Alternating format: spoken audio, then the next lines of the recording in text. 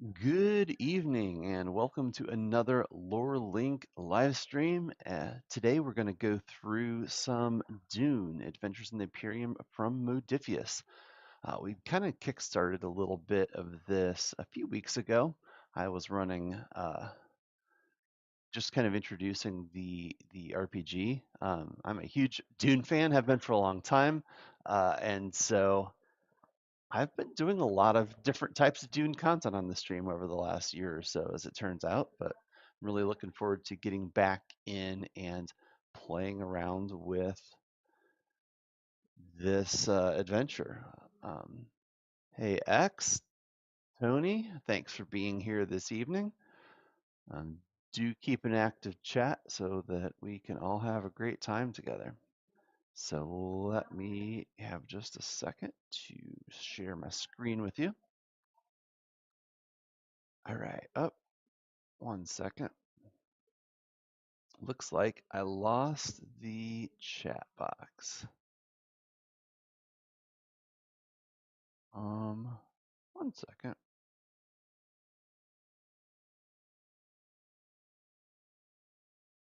Try that again.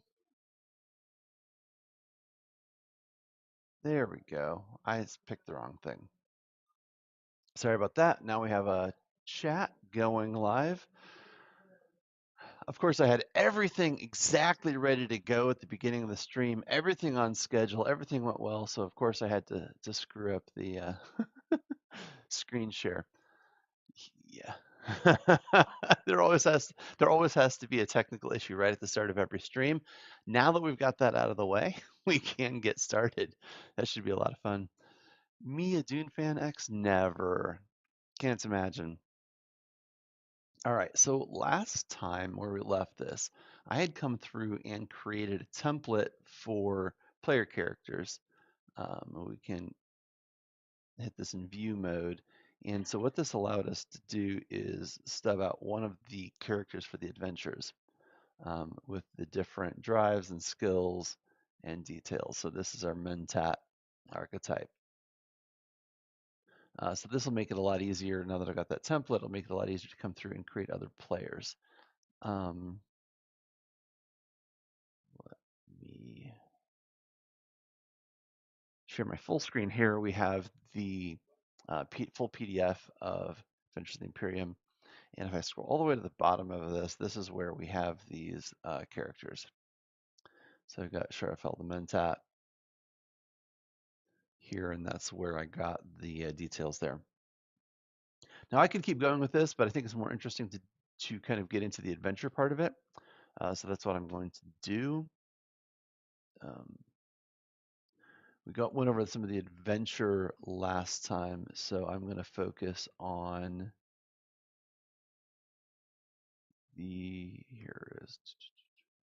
there it is, Wormsign. There's the beginning.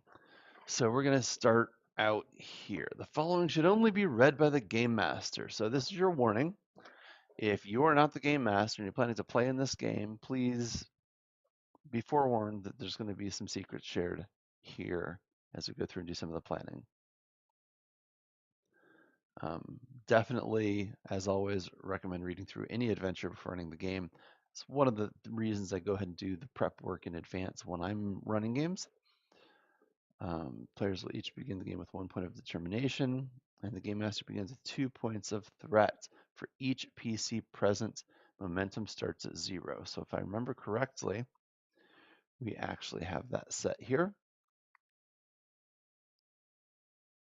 There it is. Threat 6, I'm assuming 3 players, and then momentum starts at 0.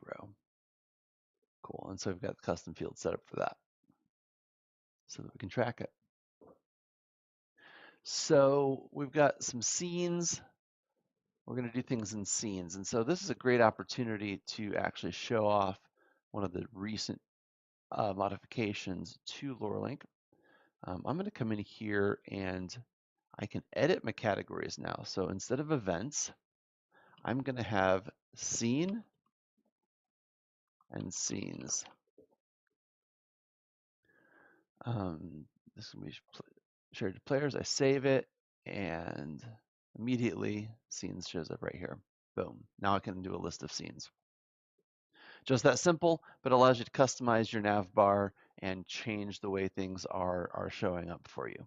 Um, we have gotten a lot of positive feedback that the categories we had are fairly reasonable for a lot of use cases, but obviously different adventures work a little differently, different systems, and so it's nice to be able to customize the language of the UI to match what you're actually building. So we're going to do this scene 1.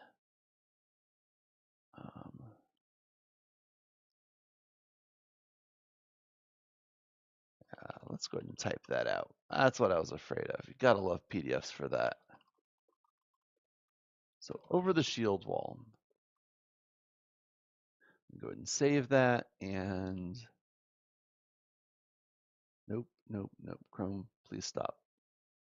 Thank you. The adventure begins with the player characters in a small ornithopter flying over the vast shield wall.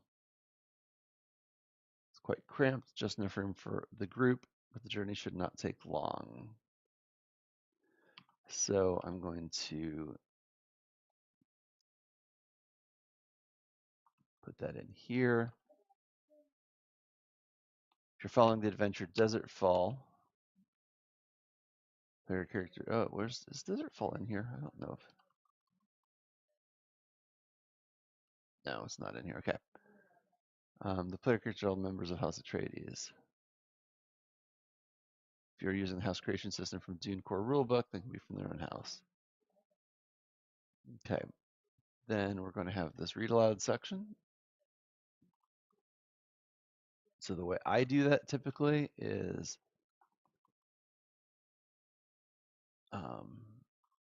you can use the UI here to quote it.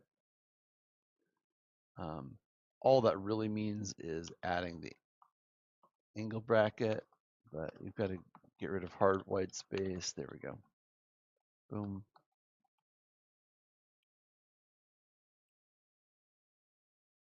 So what's going to happen now is when I switch this to view mode, this is what our quote, our read aloud text is in the block quote format, so it makes it a little bit easier to find. So I like to do that.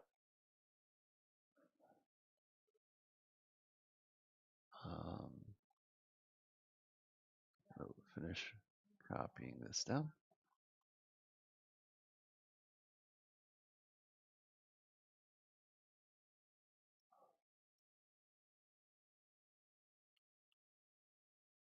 Okay, and then when deciding. Okay. So one of the things we want to look at difficulty. We've got a difficulty 0 move test, difficulty 2 discipline test. So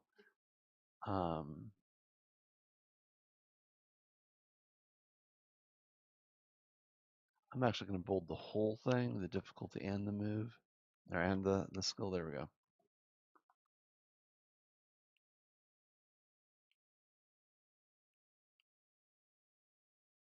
There we go. Got those bolded now. And then we're going to do some reasons might be. And we're going to copy these down.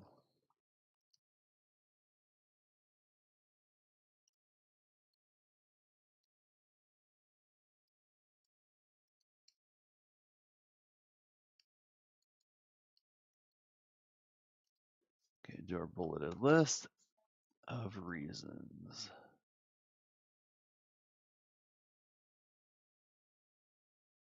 And we're going to go through and ornithopter, save that, and review this again. So now we've got our bulleted list, we've got our paragraphs of text that I've copied in. This is the entire first scene.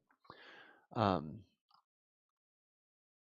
the setting is the sun glares off the ornithopter windshield as you crest over the immense stone wall that surrounds the city of Arakeen. Before you stretches an ocean of sand, a vast desert that covers the entire planet of Arrakis. While the cockpit is air conditioned, you can see the shimmer of heat haze rising from the waves of dunes above you, or ahead of you, stretching beyond the horizon. You have set off today to investigate reports that a group of spice smugglers might be operating in your area. In the area your house has a contract to harvest. Oh no, Got to get rid of that. It is your job to find their base and, if possible, put a stop to their activities. However, spice smugglers can often have useful contacts, and occasionally, the loss of a little spice can be worth a new ally. Little spice. Most valuable thing in the entire universe by weight. But yeah, let's let them have some. Okay, so we're going to set this up. Now I'm going to create the next scene. I'm going to create scene 2. Back to edit mode. Scene 2, the base.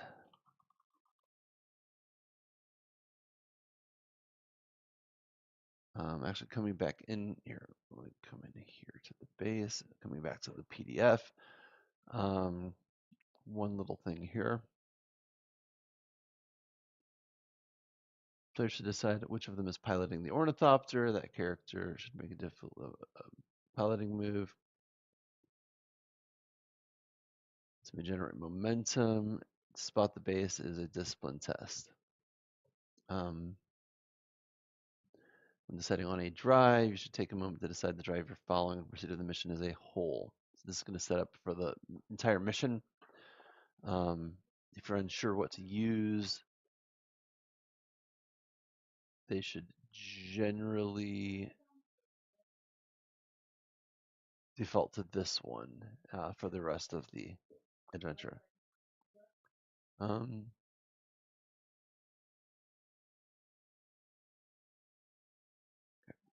Observations. If someone succeeds in the test, they spot what looks like a group of well-hidden tents in the desert. Okay. And this is where planning is important, right? So let's go back actually into scene 1 for a moment.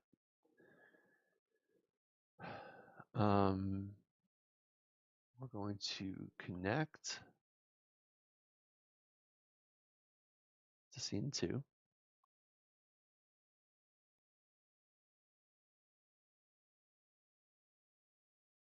Scene 1.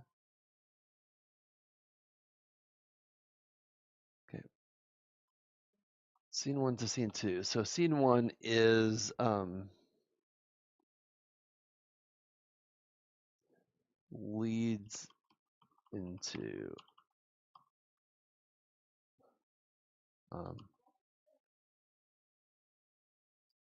comes from scene 1. So we can customize the relationship so we have that description when we link. Now that I've saved it, comes from scene 1. And when I'm in read-only mode, we can just link between them. There we go. Okay. Then I've got those connected. Now what I want to do is make a note here.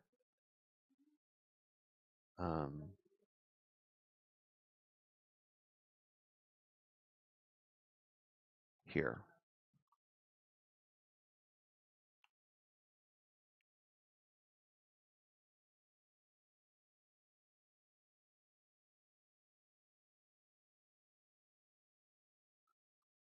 The second pass will be seen by the smugglers.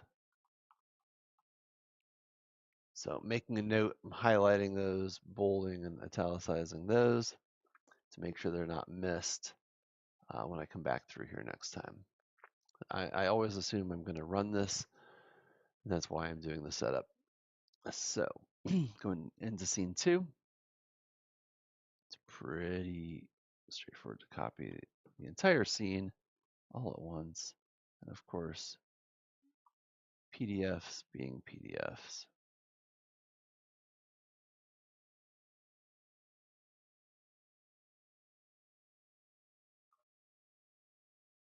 Let's do that.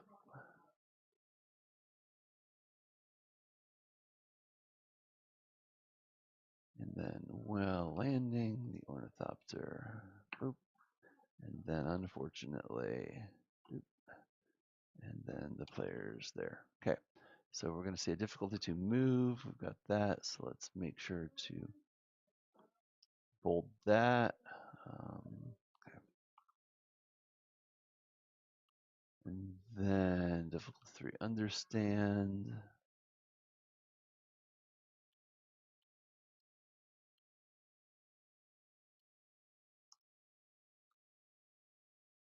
Oh, yeah, I wanted that bolded. Um,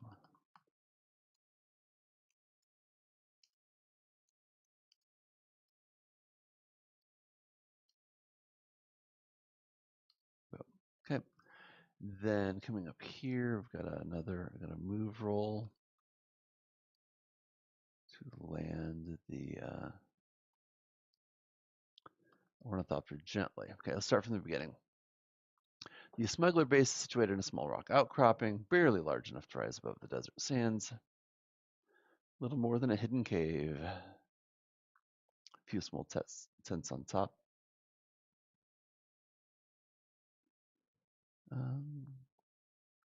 Not far away is a larger rock formation.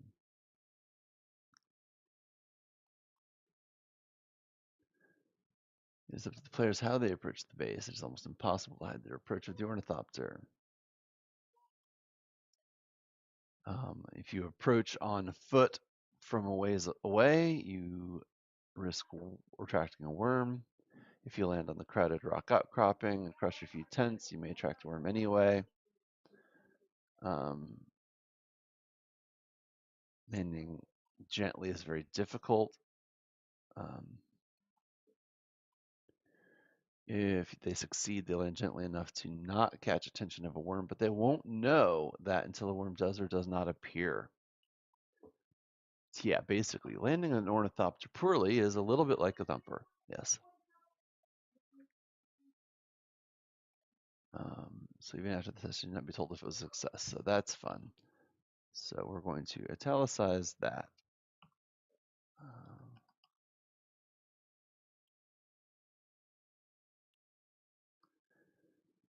While landing the ornithopter is dangerous, so simply walking in the sand. The Fremen and a few smugglers know how to walk without rhythm, but it is not common knowledge outside desert folk. If the player characters decide to land their ornithopter any distance from the base, to approach more stealthily, they will have to make a difficulty 3 understand test to remember this fact. If anyone remembers, they can tell the rest of the group, but just because you know doesn't make it easy. That's where the move check comes in. They can use diplomacy, threats, intimidation. The smugglers don't want to fight, but they will if they feel like they're about to get robbed. So we'll save that. And then we'll go ahead and create a new scene. Scene 3, rival house.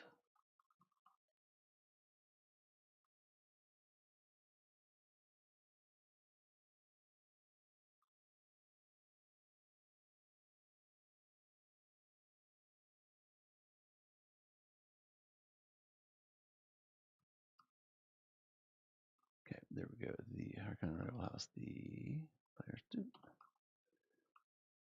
player characters options and dealing. Yeah. If the player characters are Atreides, the player character is not Atreides.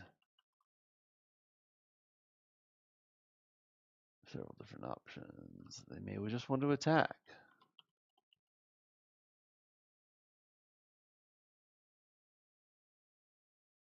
I'm going to save this and go into scene 3. We're actually going to link lore. Link scene 3 to scene 2.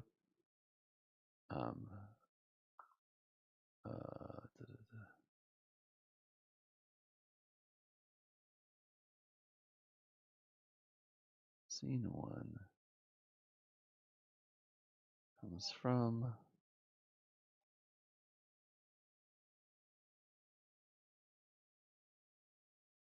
leads into, oh, it automatically created that. So let's fix that. Leads into and comes from.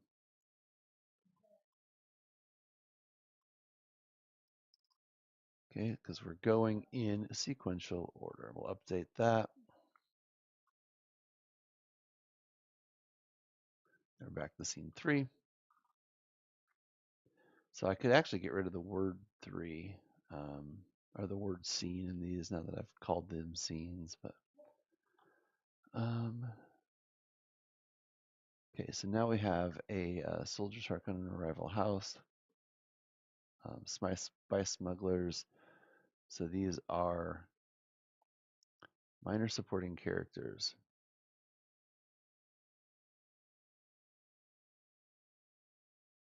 Let's skim through here and see what other things we've got. So there's no other big categories here. So we're going to actually come in here and we're going to replace, actually, let's see what we've got. I'm going to get rid of creatures. I'm going to get rid of creatures entirely.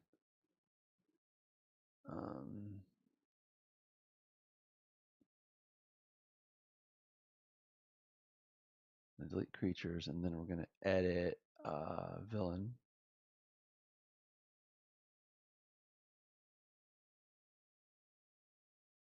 And we're going to call villain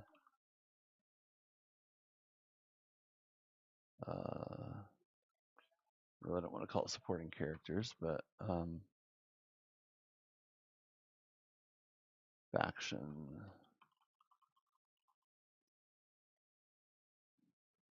Okay. Thought I had done that. Did I not confirm it? There it goes. I must not have confirmed it. Okay. So come into factions now. We're going to actually create a template for these. So we've got a couple different things. So create traits, quality. I'm going to create a template.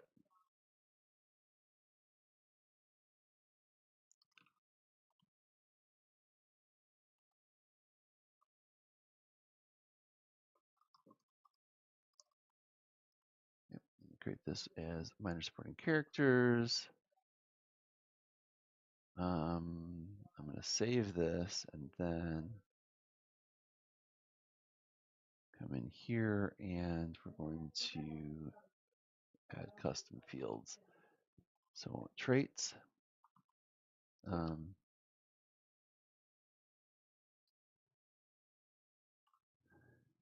Short text is probably fine for this. We'll just assume we're sharing everything. Then quality, that's going to be a number.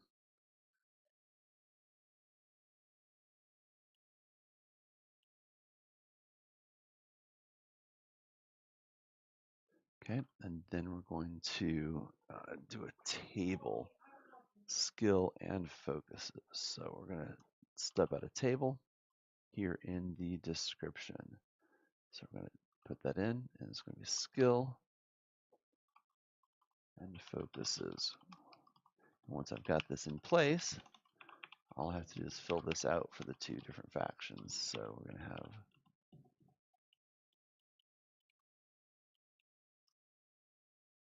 oh, actually, technically, there's 3 here.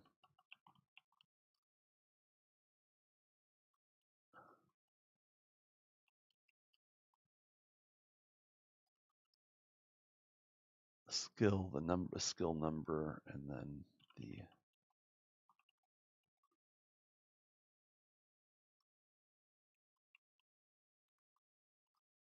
text. So we're going to do that. Communicate. We're just going to put a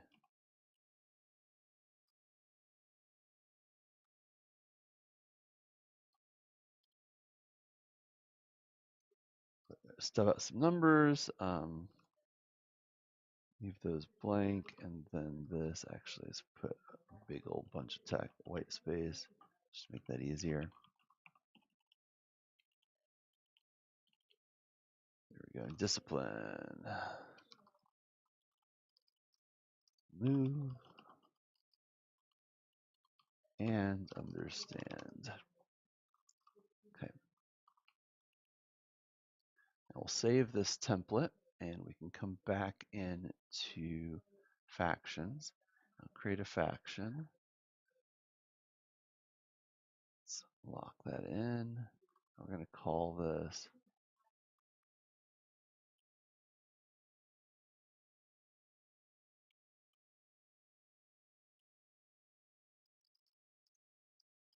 Rival House or Harkonnen if you're playing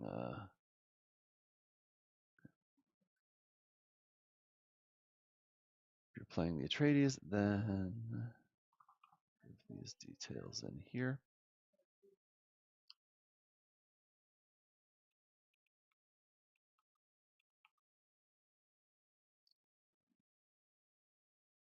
I'm going to give them traits.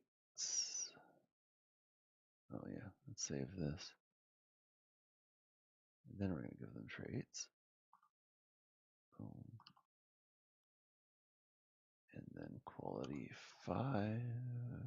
We're going to use that here. And then we're going to do the skills. We're going to do 6, 4, 6, 4, 5, 5, 4.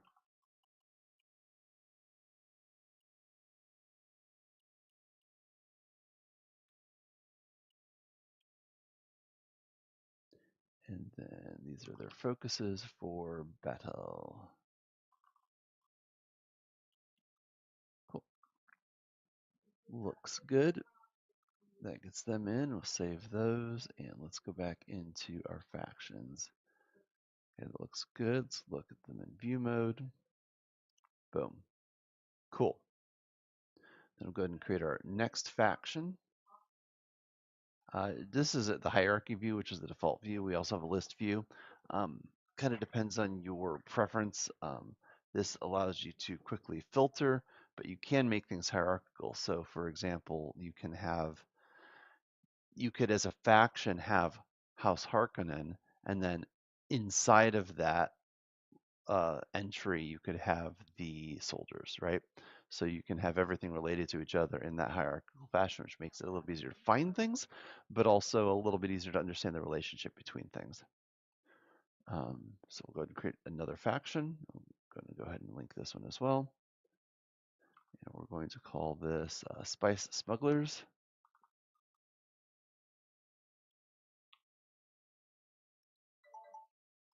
Do this.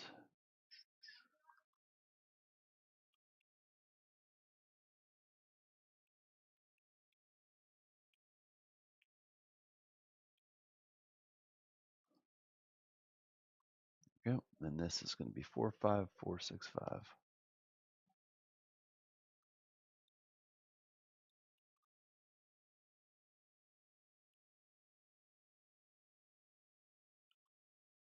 And then we've got stealth.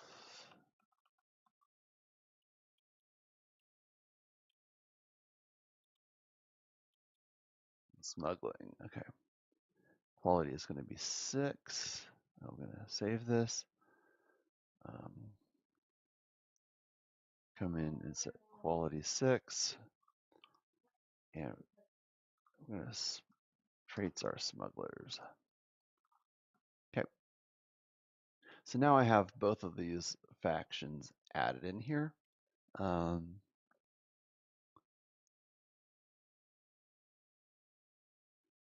So we're going to go ahead and attach. See, I don't have long to think to talk as the smugglers, the Harkonnens' rival house have also heard about the smugglers. Yeah, right. So that's where these guys come in. We're going to finish adding this stuff here to our scene. So coming back into the scene, the rival house.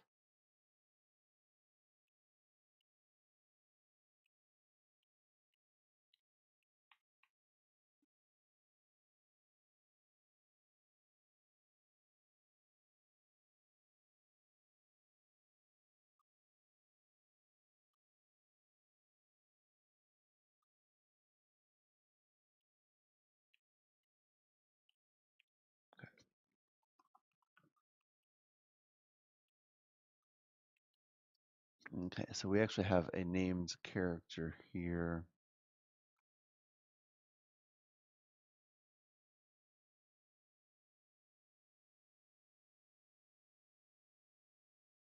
Corbin Rail. Oh, wait, hold on. Corbin. Yeah. So if you have that character with you, that's what they're talking about there. As it is likely to be resolved with the conflict. What? No way. Communicate or battle. The game master should make everyone familiar with the conflict system. That makes sense. You can divide the area into zones if the players want to run a more advanced conflict moving assets. Okay. Now we're going to save this, then we're going to add attach lore. We're going to link the soldiers, and the soldiers are approaching.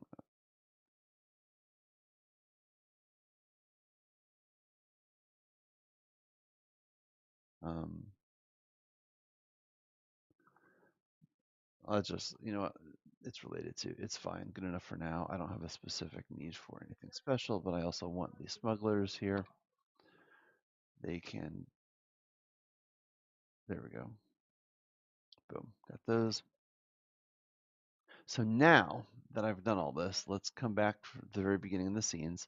I can go to scene 1, read through, do everything. I can click through to scene 2, read through, do everything.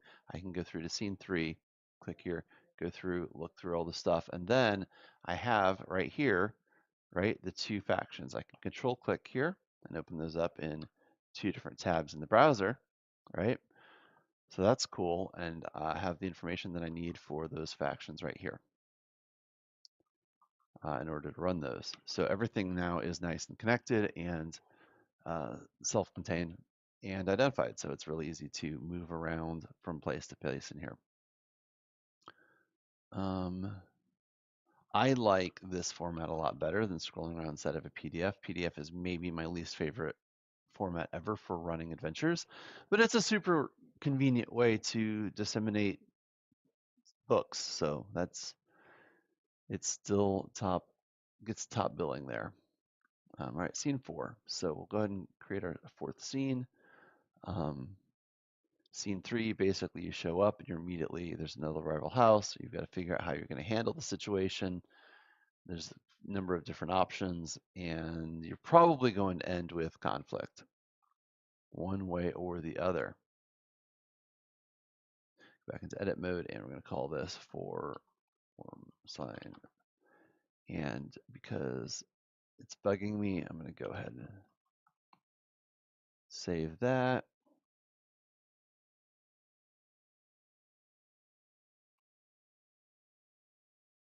And then that.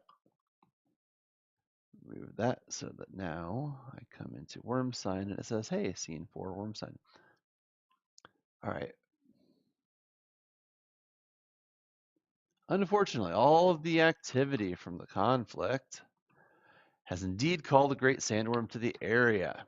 Creature capable of swallowing everyone in one sweep.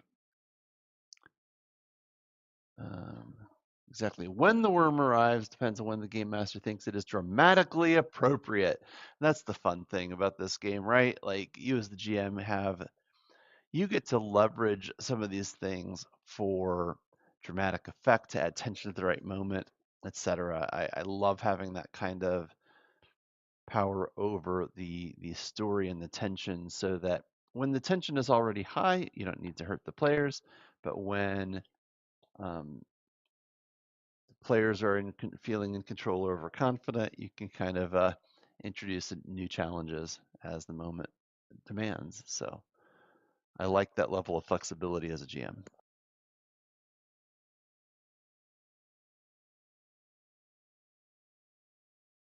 Ironically, I am drinking coffee this late in the day because it is cold outside. Okay. Okay, so to become aware of the worm's approach, This is where this becomes fun.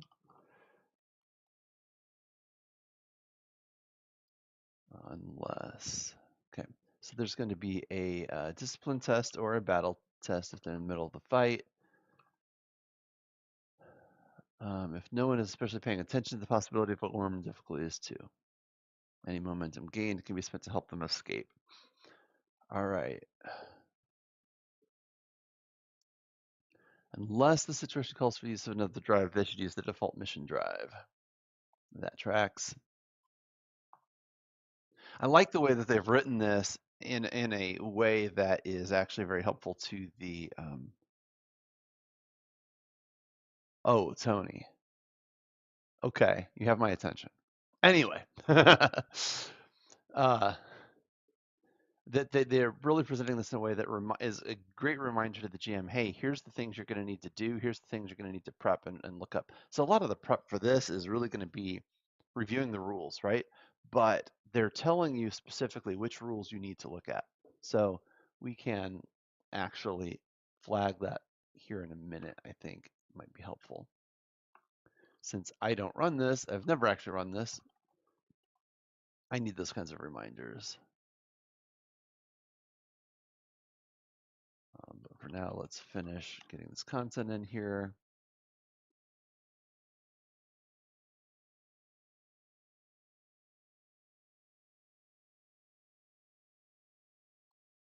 Okay, so at a high level, they've got a role to notice.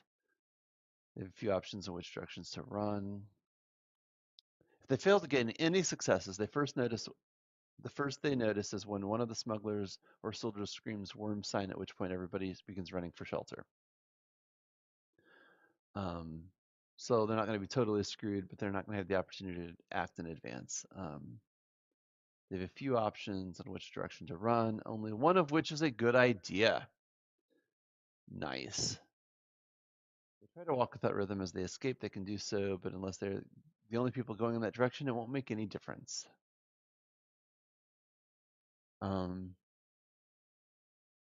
If the ornithopter's at the smuggler base, it's the obvious way to escape. However, they've got to fight for it.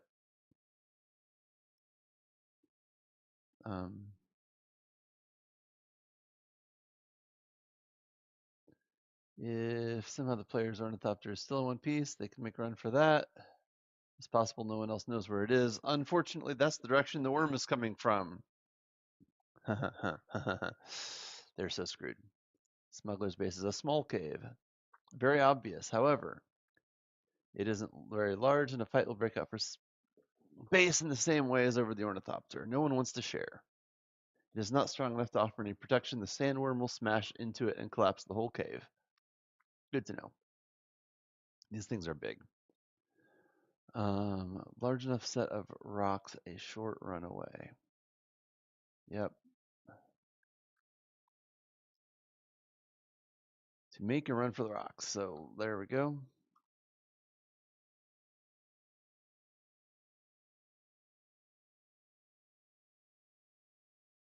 Difficulty 1 move check.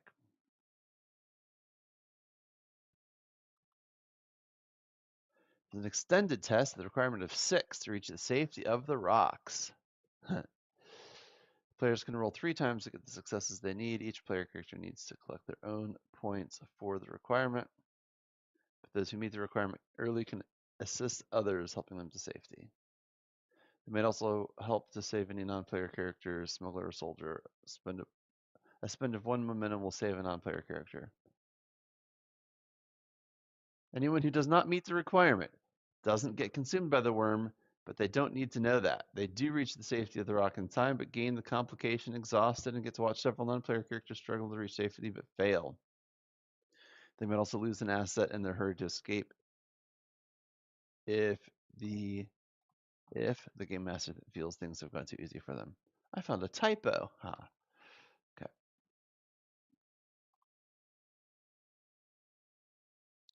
Great opportunity to share art. Okay.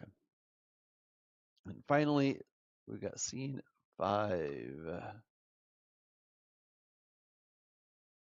Scene 4. We're going to go to scenes. Scene 3.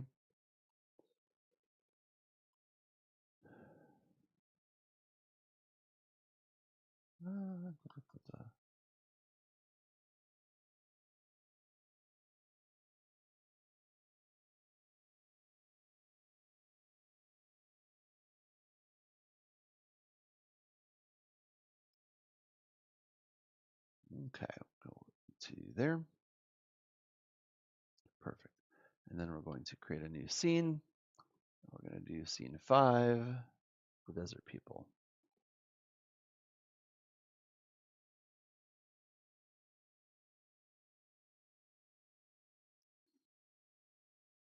And they've also done this adventure in a way that makes it good for introducing people to the world without them necessarily needing to know, like the desert people. Obviously, if you know Dune, you know that this is the Fremen.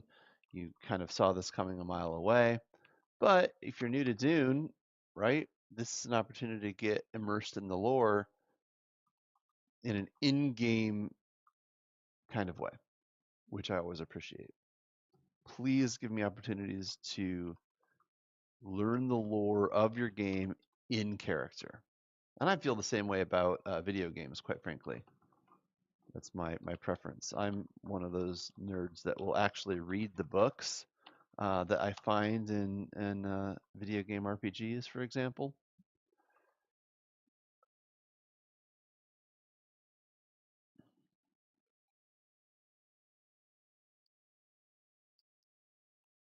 Understand key test. Okay. Oops. Didn't mean to do that.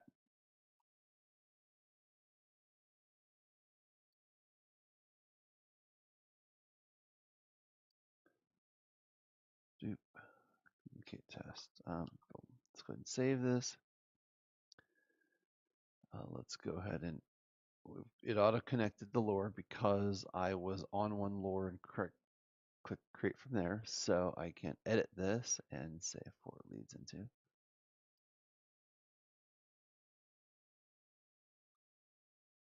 Okay. Oh, I need to actually go to scene 5. Perfect. The rocks may be safer than the worm, but they are not without their own hazards. A small group of Fremen have taken shelter here. Do not appreciate visitors.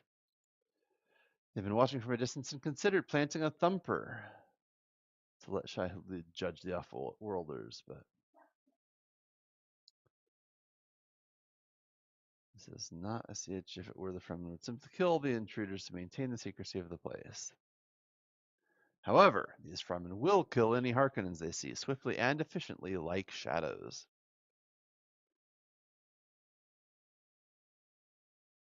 The leader is a woman called Kadif. Make a note of that. They have no initial problem with the player characters and any surviving smugglers. However, they do want to know what they're all up to determine whether it presents a danger to the Fremen. It should be clear to the player characters that the Fremen are not to be trifled with. The game master can allow the players to attempt difficulty to communicate or understand tests to recognize the Fremen are both highly skilled and will kill them if they feel that it is necessary. Suggesting the duel is suicidal, but it is also beneath the Fremen to accept such a challenge.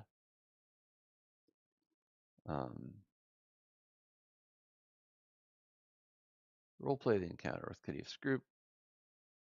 Once the scene is played out, or even during, the game master can allow the lead player character to make a communicate test. Other player characters may assist, and the players and game master can spend momentum and threat as they see fit. Difficulty depends on how honest they are. Sorry, full of deceit is difficulty 5. A completely honest answer is difficulty 1. Love that so much.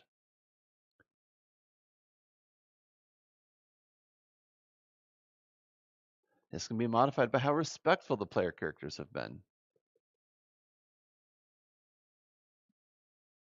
Being either dictatorial or obsequious earns their disfavor. I love that.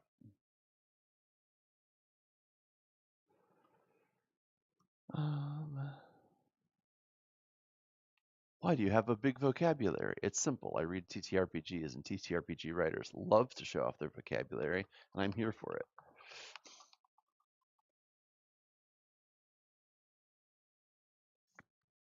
Okay. Successful test gains the trust of the Fremen.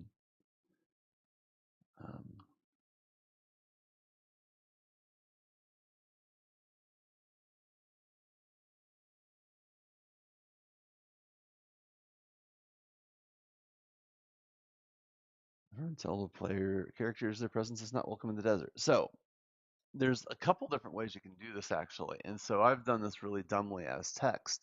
Um, One of the things that I've done in the past is actually as children. So I'm going to set this up. I'm going to leave this alone for right now, but I'm going to set up an example of how else we could do this.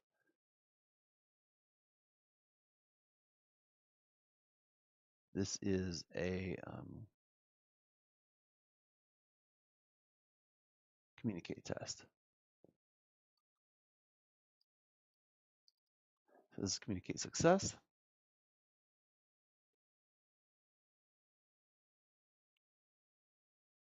And I can also do a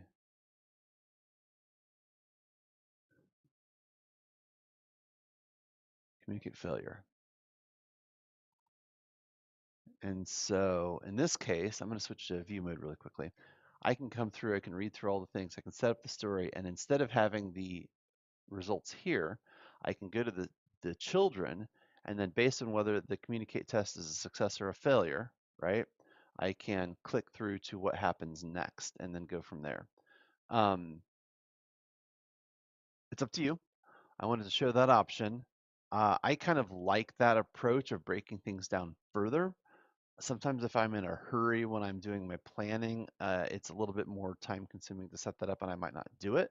But I do find it's much, much easier for me to keep track of when I'm actually running the game. Because first of all, there's less text for me to scroll through and read through here. And second, it breaks down so that rather than having the success and failure side by side, I simply click on the one that I need to go to. It also reminds me that there's a check that has to happen before going to the next thing. Um, and so I do kind of like this strategy. Again, totally up to you. Lurlink works the way you work to a large extent. That's why it's so flexible. But if I come back to the list of scenes, now you'll see that these two tests and their results show up in the scene hierarchy, which is another possible way you can leverage these hierarchies. Opportunities to learn about Dune without having to watch Timothy Chalamet. Wow. I mean,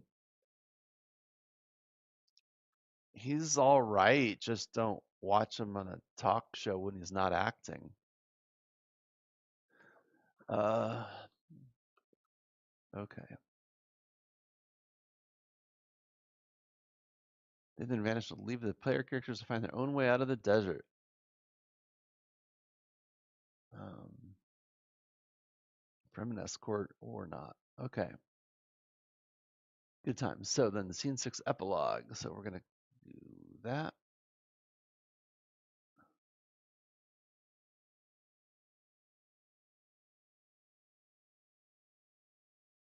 On the assumption that they make it out alive, which is not a foregone conclusion. So you want to talk about a world that is unforgiving. I can only imagine that your character staying alive is should not be the overall expectation session to session in this game, because it's just not the way this world works. Um,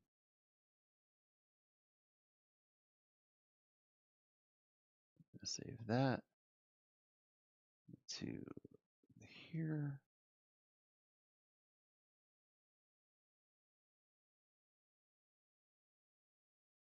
Epilogue.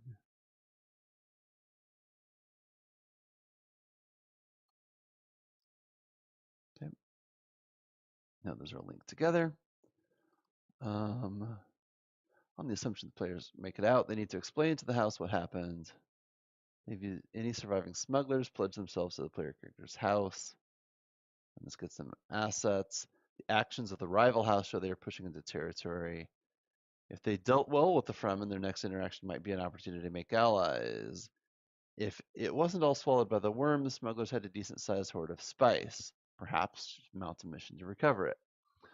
So that kind of sets you up for the next hook. Now, one of the things that you may notice when looking through this is that This adventure is more of an outline. Like there's very little, short of the very, very beginning up here, where there is specific like read aloud text setting the scene. It's up to the GM to run this adventure and to decide how people interact, what to say. There's no speeches planned. There's no text given. You have to role play it just the same way the players are. Um, Nothing wrong with that. It's kind of what you get in a game like this, but be aware of that before you jump in ready to go. All right.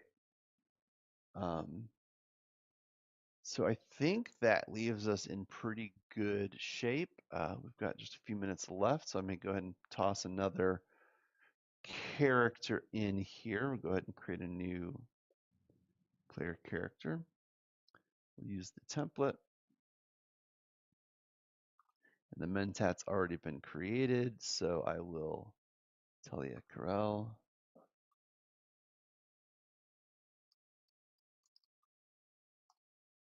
All right, and we'll go to Talia, and then we're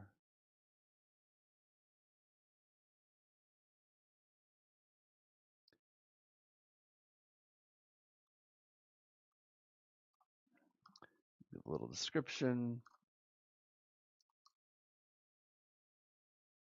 set the traits, set the archetype is criminal.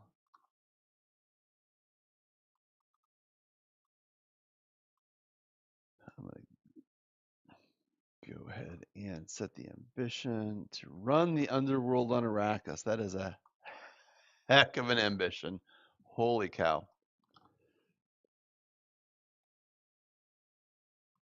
All right, the talents. Let's go ahead and do this.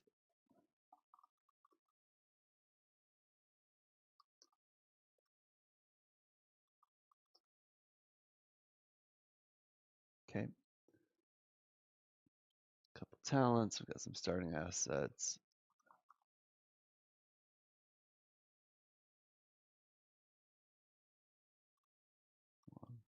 There we go.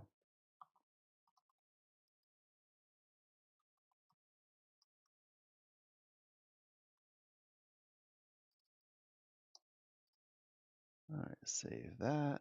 And okay, oh yeah, I need to fill this in. So we're gonna unlock this. We got 47586.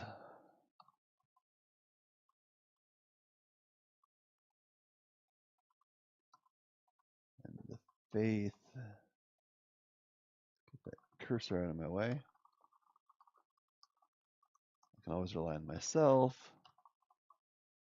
Power comes at a knife's edge. And finally, I make my own truth. Well then, that's a philosophy, I suppose. Okay, we've got a battle of 7, 6, 5, 6, 4.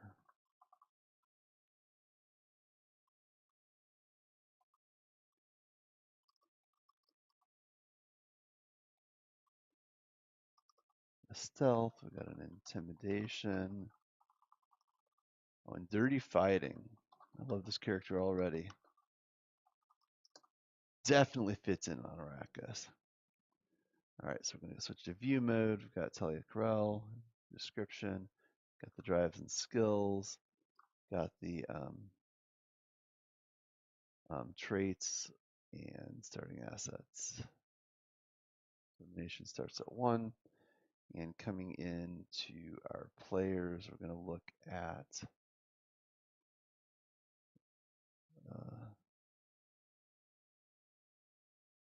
oh, I actually did that a little bit differently. I did those as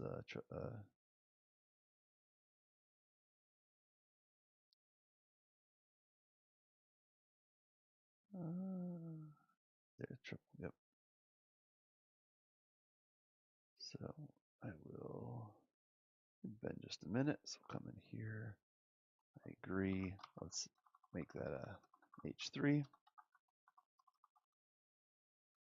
You can, of course, use your headings or type.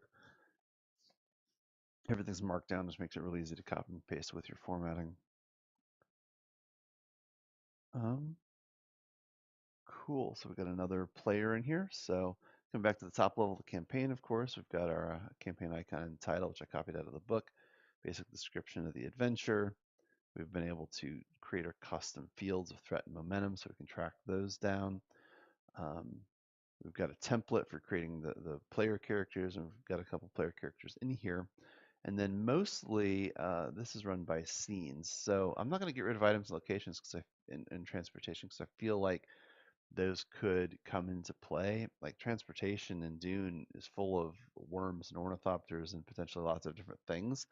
Um, one of the things that I could do if I felt like it is create some tags for notes to the GM. I actually do that sometimes for planning purposes, but um, I don't need to. We've done everything. Like the whole thing is actually here in LoreLink at this point in time. So if I switch to view mode, most everything we did the two factions, right? The soldiers and the spice smugglers, but also we've got our scene. So starting from scene one, um, over the shield wall, we have all the text here, everything we need to make decisions. And you can just click through the next scene. All the scenes are connected. Of course, we've got our two factions here linked away, and then we can move on to Wormsign, to the desert people, and finally from here we can move on to success and failure states or go through to the epilogue. So that's that.